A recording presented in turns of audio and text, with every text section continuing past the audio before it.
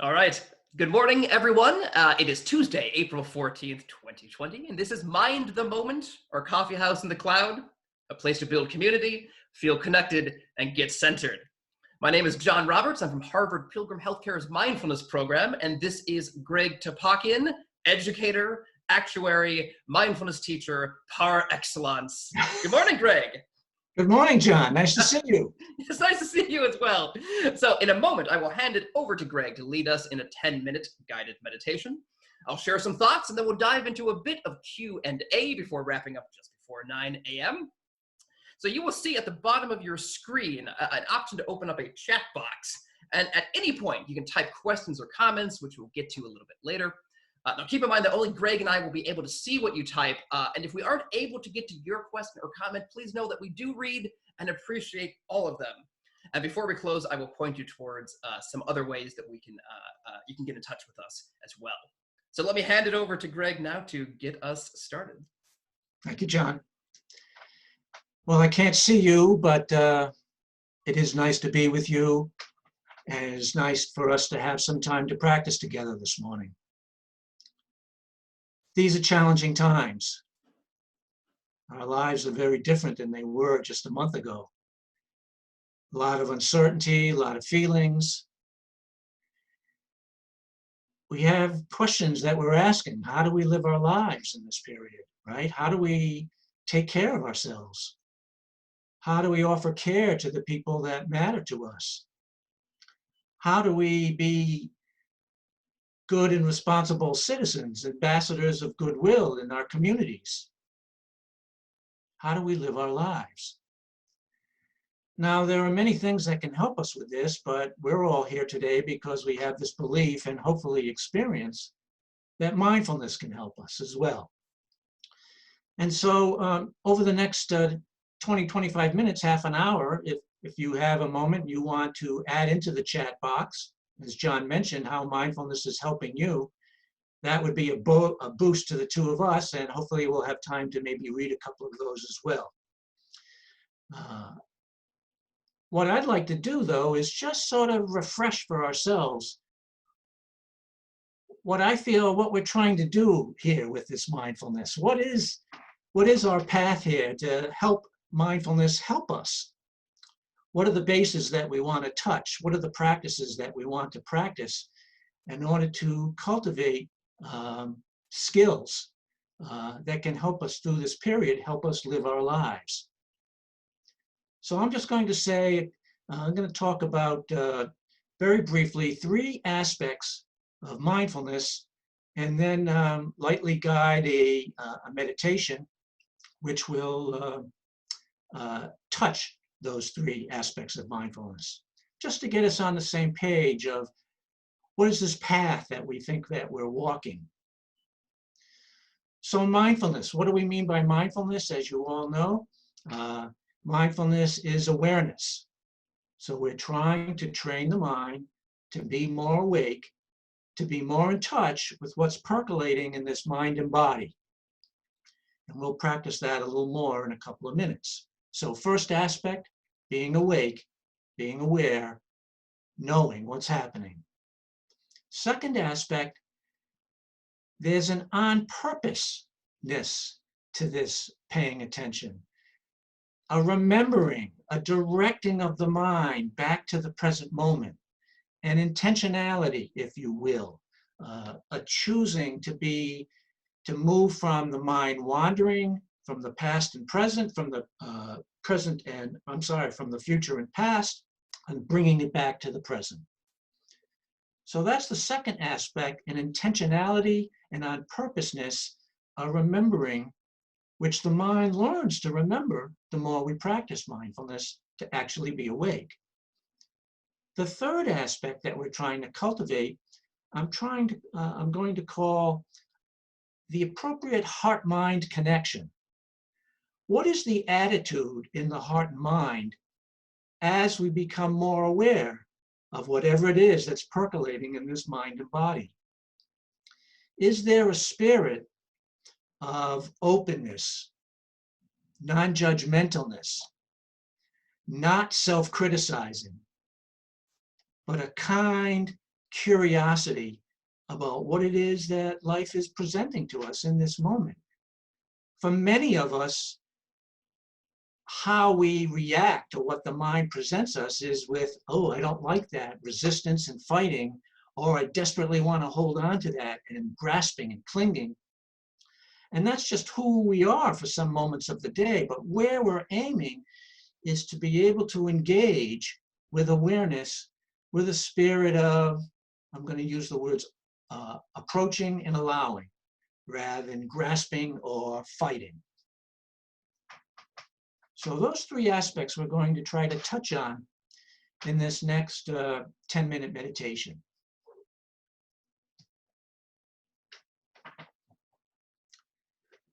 Okay, so I'll invite you to find a comfortable posture for yourself.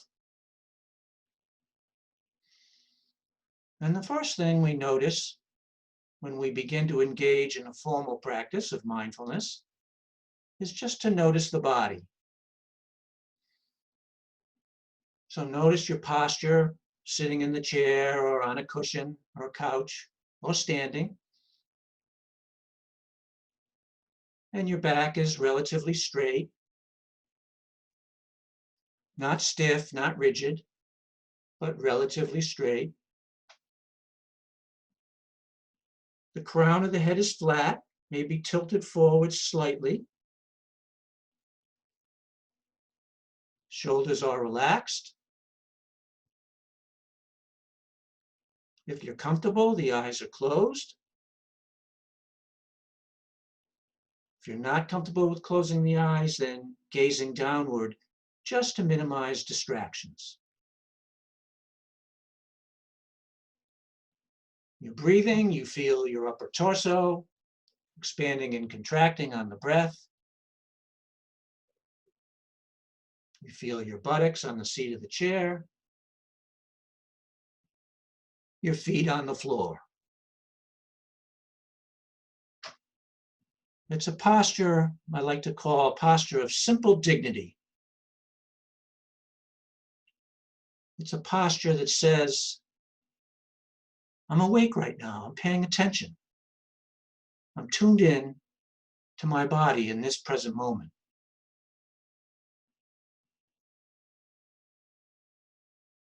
So the first aspect, I'd like to invite you now to direct your attention to sensations of the body. What's most prominent for you in the body in this moment? Might be that the back is a little tense or tight. Maybe the stomach is gurgling. Maybe you have a little headache, or maybe there's peace in the body. Whatever it is, what's your body communicating to you in this moment? What's the truth of your moment?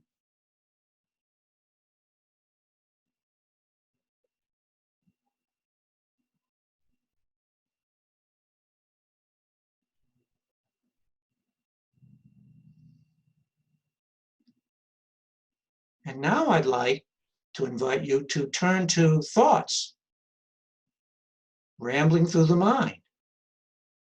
Are there any thoughts that keep showing up in that mind of yours, even though maybe you're saying, shh, shh, I'm trying to meditate? What thoughts are racing through? Keep showing up. Might be something like, oh gosh, I hope this works. I've been needing to learn how to calm myself. It might be, oh no, I don't know if I have time for this today. Might be, who is this guy up there? I heard of him before. I don't know who he is. Whatever it is, I'm panicked, I'm happy. What are the thoughts showing up in the mind? You may just note thought arising, thought passing away.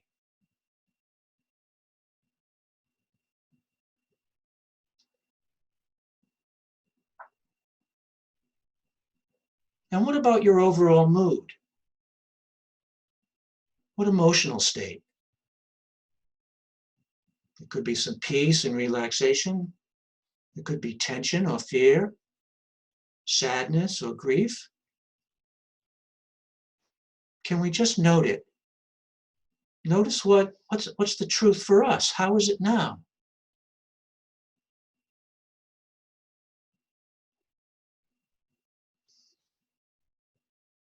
And finally, what's our reaction to everything that's being presented to us in the body, mind, and heart? Are we resisting? Are we approaching and allowing? Are we judging ourselves? Can we just notice?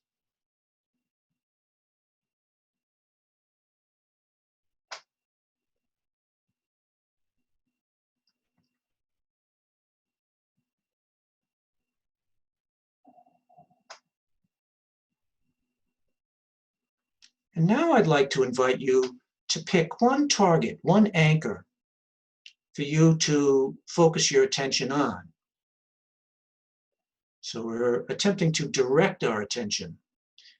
It's often the breath, but it doesn't need to be the breath.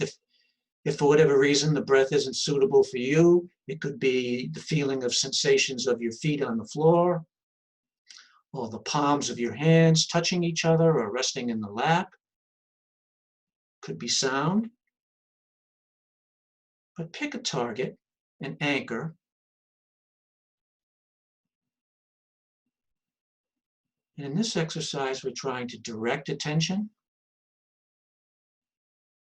to that target, sustain attention, and when the mind wanders, to return attention. So this speaks to the second aspect, a knowing or remembering of the graceful effort we're making to direct the mind.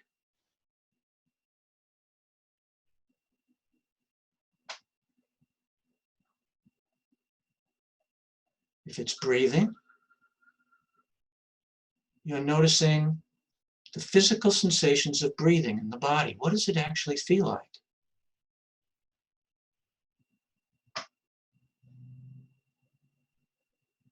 Or if it's your feet on the floor, maybe making small micro movements with the feet, pushing and relaxing the feet, noticing sensations.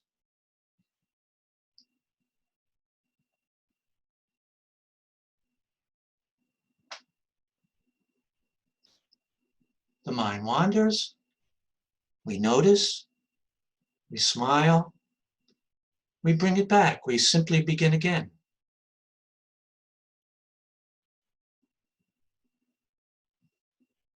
And finally, for the third aspect, cultivating that mind-heart connection of approaching and allowing. Can we experiment with simply approaching and allowing? However we're breathing is fine in this moment. However we're sitting in this moment. No need to change it.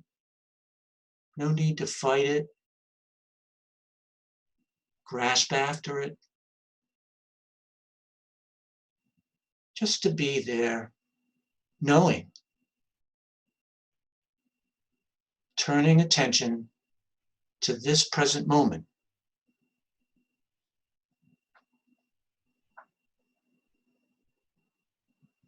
Approaching and allowing.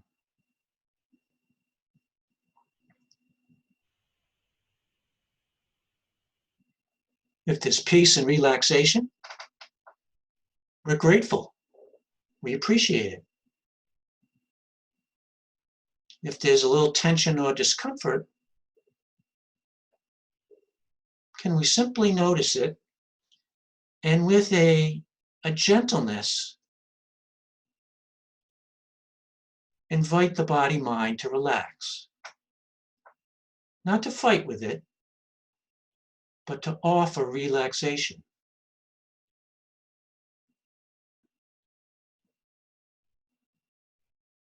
Breathing in,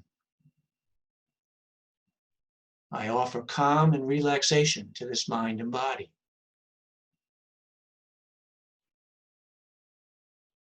Breathing out, I experience calm and relaxation. Just in this present moment, right now.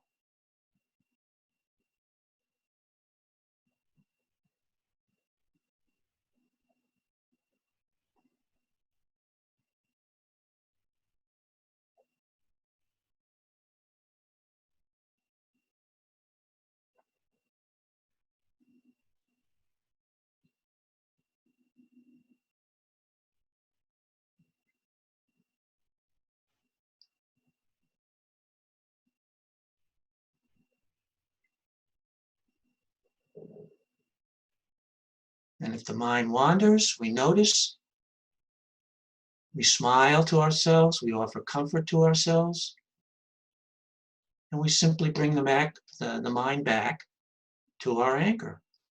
We simply begin again.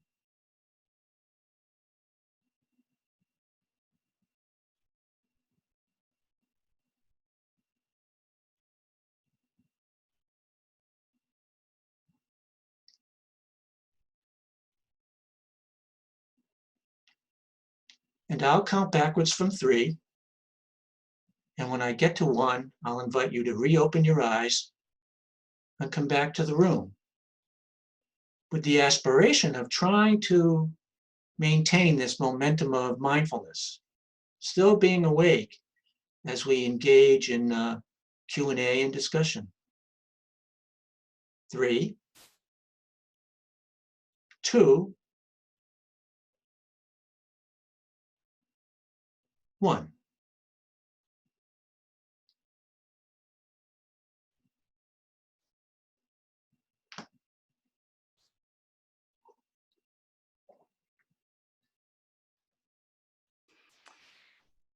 Thank you for that, Greg. I would tell you that your use of the term offering was really resonating with me, and I'll tell you why.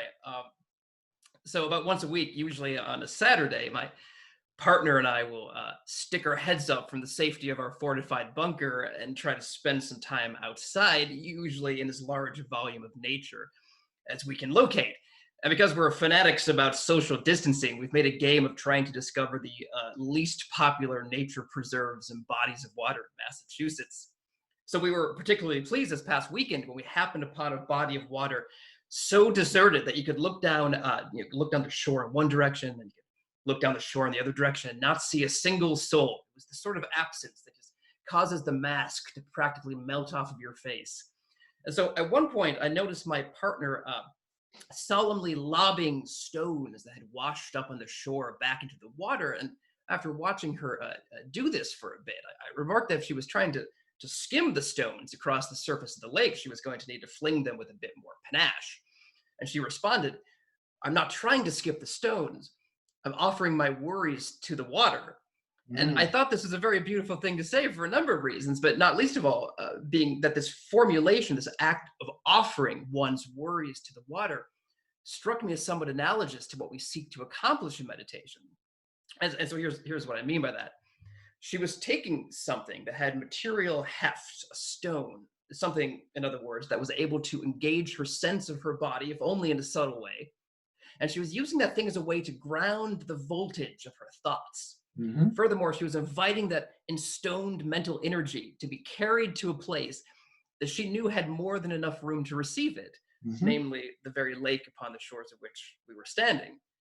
I find that when we meditate, we very often begin by engaging the sense of our body, as you led us in today, usually beginning with the way in which the body is sitting upon our chair or our cushion or our bench, then furthermore considering how that surface is itself grounded by the ground beneath it.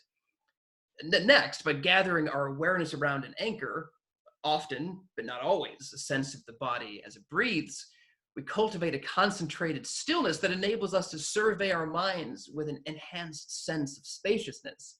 Then when thoughts arise, be they nice thoughts or be they difficult thoughts, be they worrisome thoughts or just thoughts, we have a sense of space already laid out that we can offer the thoughts back to. And that word offer, I think, is really the pivot upon which the whole game rotates. Because sometimes, and I feel like you were touching upon this too, when these thoughts wash up upon the shore of our awareness, especially if they're difficult thoughts, we exhibit this tendency to want to get rid of them, to want to whip them as far away from ourselves as possible. Right. And this impulse to throw away encourages a rather discouraging way of relating to our thoughts or to our experiences or to ourselves, or to our world. And on the other hand, when thoughts wash up upon the shore of our awareness, especially if they're difficult thoughts, we can instead choose to pick them up, to roll them around in our hands, to feel how they feel when they rub against the grain of our bodies, before inviting them to be reabsorbed in the sense of spaciousness that has been carefully cultivated. And taking this tack, I would maintain, encourages an altogether different, gentler way of relating to our thoughts and to ourselves and to our experiences and to our world. And this isn't to say, of course, that some of those difficult thoughts that you offer to the water won't wash back up upon the shore. They may even do so again and again and again. They will. But that's, as we all know, right? But that's okay, because, more important than needing to accomplish this total remittance of thoughts is practicing letting go of them. And through doing so, practicing the intention of letting go of them in general. And there's also a definite advantage in practicing getting up close and personal with the stones that wash up upon your shore and getting to know them a little bit. This doesn't mean that you have to put them in your pockets and take them with you, drag them around and let them weigh you down as you go throughout your day, but rather that you commit to committing that moment before you invite them to return to the spaciousness, that moment to feel their weight and their shape and their hardness and their luster, and especially to feel how they feel when taken up by and in the body. And then offering them back to the water, to your mental spaciousness, affecting a mindset that promises to take nothing but pictures, leave nothing but footprints, kill nothing but time. So, Greg, I'm wondering if you can speak to, sort of broadly, if you like, or in more general ways, how mindfulness can help us live our lives. What is there a roadmap that you see? And while you respond to that, I'll invite the folks listening to add any questions they might have themselves, or to write a word or two about how mindfulness is helping them now. So please. Sure. Good question. When we're on this path, if you will, of trying to be more awake and to try to cultivate this mind-heart connection, the question is, well, how do I do that? We know it's not just about making a New Year's resolution, right? How do those work? Not so well, right? It's not just about willpower, but it is about trying to create new habits, trying to create what's sometimes called causes and conditions that make certain mind states more likely to arise. And so some of the bases that we try to touch, and it's not a linear progression, we keep circling back, is first off, we simply start with awareness of the body.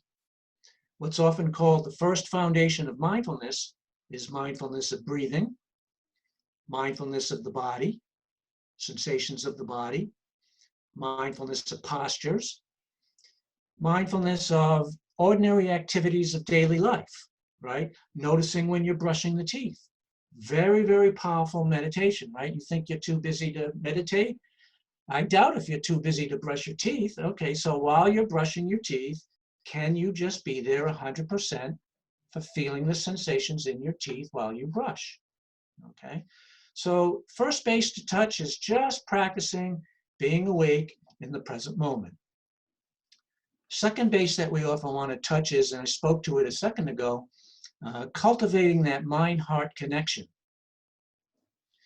We have a whole host of practices that are complementary practices to mindfulness called heartfulness. Sometimes they're called the divine contemplations. And they're all about trying to cultivate new habits of this mind and heart that are more likely to engage in offering kindness and compassion to oneself and others rather than criticism and judgment. The good news is that with practice, we can make that the new normal for ourselves. We can make these become habits.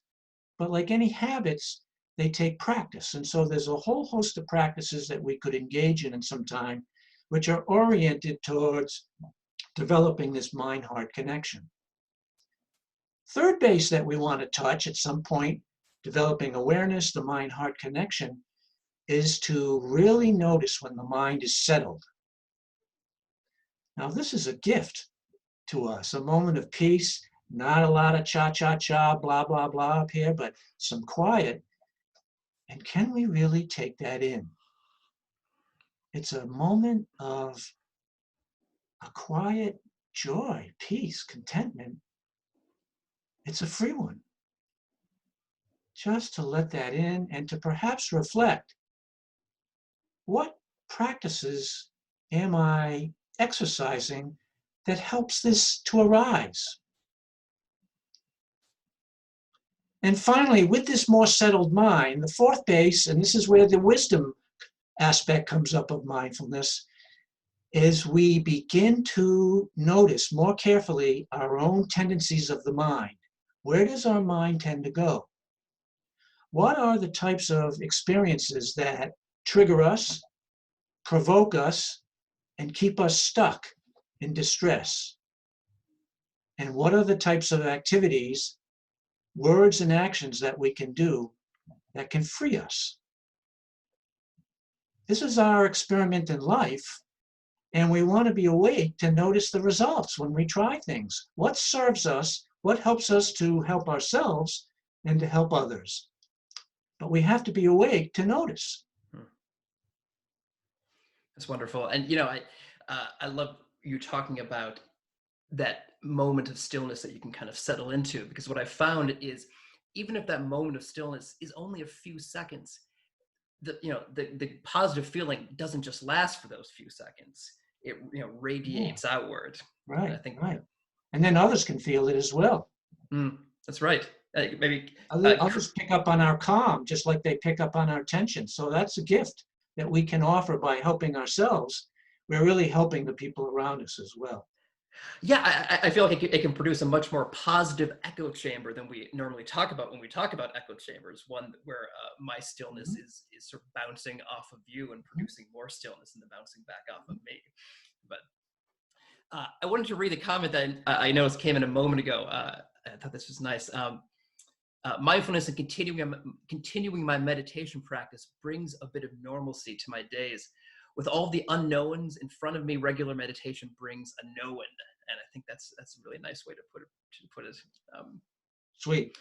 So, Greg, I might start to wrap us up, but if you don't mind, I'm going to ask you in a moment to just close us out with something that is with what might be a nice meditation to get us going towards the rest of our day. So, before I ask you to do that, just wanted to talk a bit about what we're doing here in a broad way. So we're back every Tuesday and Friday at 8:30 a.m. Eastern Time. You can find the links to these sessions and other resources at our main site at harvardpilgrim.org/mindfulness.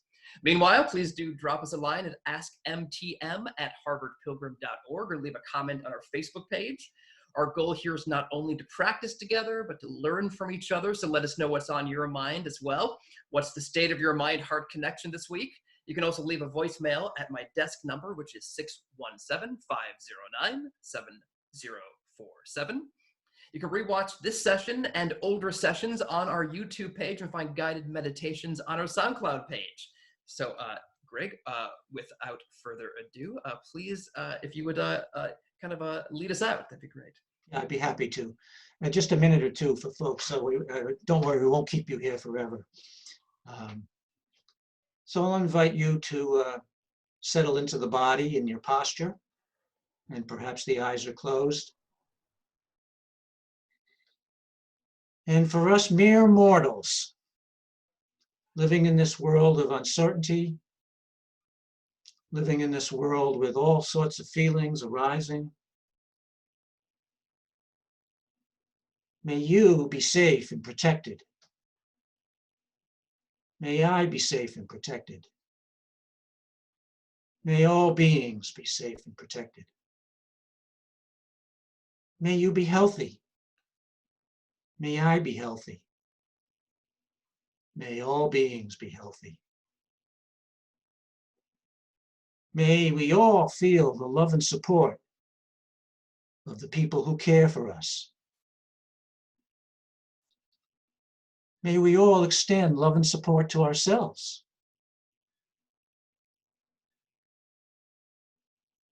May we all experience this present moment of peace.